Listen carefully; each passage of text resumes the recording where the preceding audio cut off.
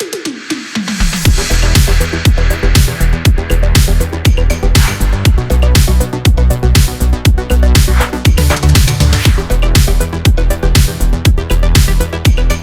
HIMTEX, we are showcasing our 1370V model.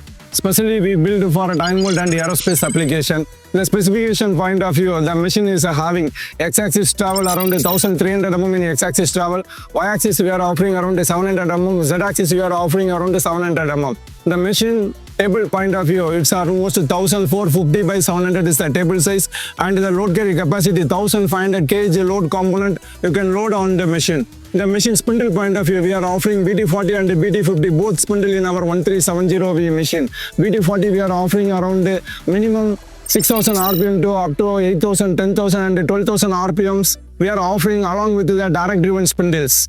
The machine is specially built for diamond and aerospace applications. And the purpose of the machine, we are having 1370V machine with the off-guarding. The off-guarding design, it is very much useful for all the customers whenever your component size is more than wider in y-axis direction, so that particular time you can open the door and you can load the component inside the machine.